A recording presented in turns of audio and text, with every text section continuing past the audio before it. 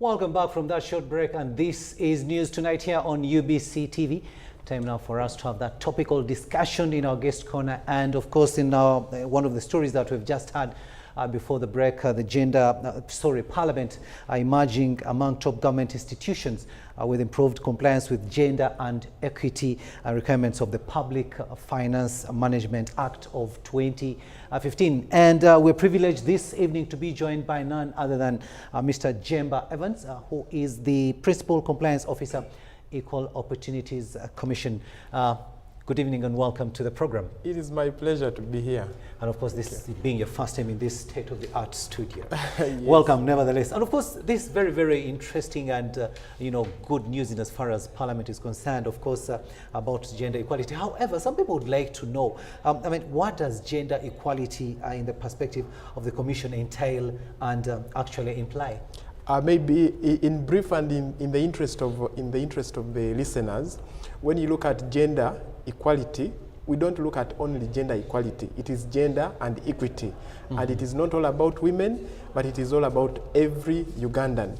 So we look at the various commitments of government to ensure that they don't leave out any person, regardless of whether you are poor, regardless of whether you are youth, regardless of whether you stay in a hard-to-reach place, regardless of the fact that whether you stay in a rural place, regardless of the fact that whether you are an older person or any other kind of dimension. So those are the various dimensions that we look at, and we want a development that is inclusive, that takes care of the different needs of the different categories of people. So it is not all about women, but every Ugandan, wherever they are situated. Okay, that's very interesting. But also, one may probably would like to know how is the Commission actually able to know from the the budget framework paper that is to address gender issues or not?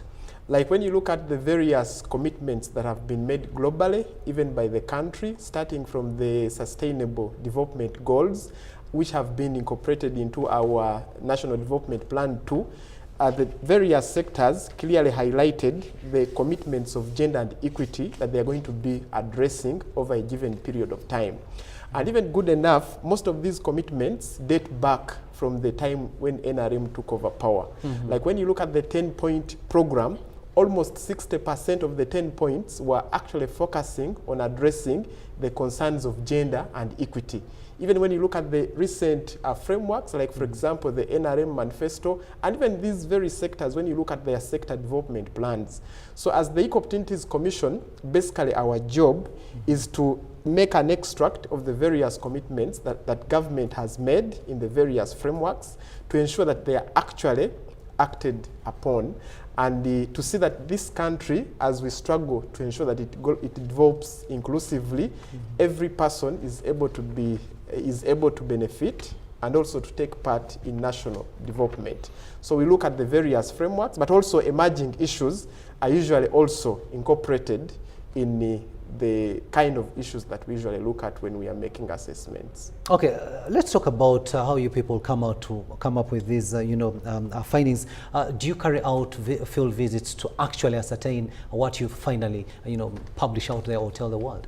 Yes, when you look at what is usually captured in the sector budget framework papers, they usually reflect what they have done in the previous period. They also reflect what they are planning to do. They also reflect the kind of change they have caused among the people. They also reflect objectives and among other components.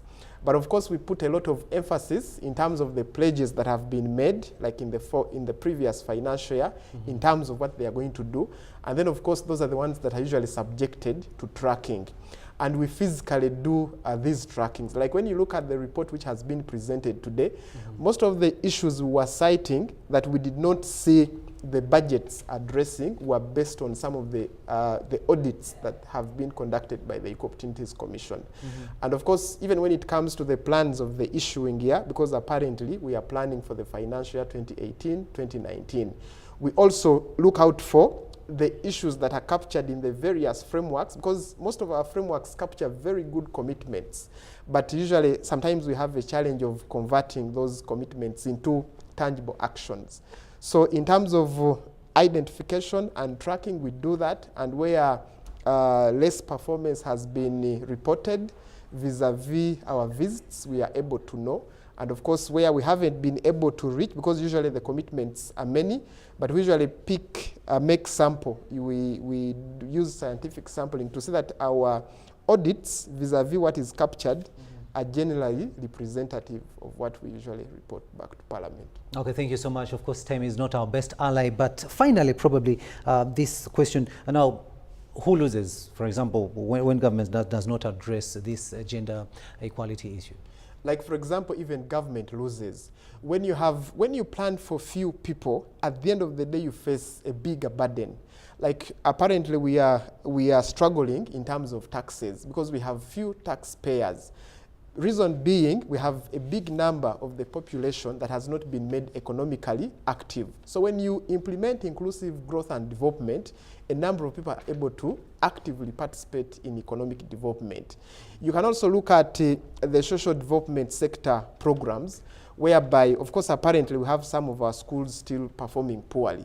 Even when you inject money into the young people, and remember these are P2, P6, P7 dropouts, or people that have actually failed, somebody can even fail to open up a bank account. Because there is a certain need that you didn't take care of when that person was still in school at a certain point in time. So it is actually a chain link.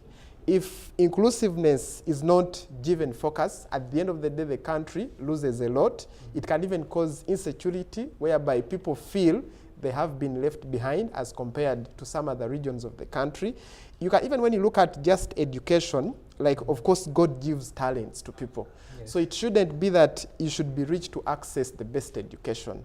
But of course, regardless of who the person is or where they come from, they should be able to access best education, in that at the end of the day, they use their natural gift to make contribution to national development. Thank you so much, Mr. Jemba. Of course, this is a topic that we can continue discussing until the cows come back home. However, we have to leave it at that. But that has been Mr. Jemba Evans, and who is a Principal Compliance Officer at Equal Opportunities Commission.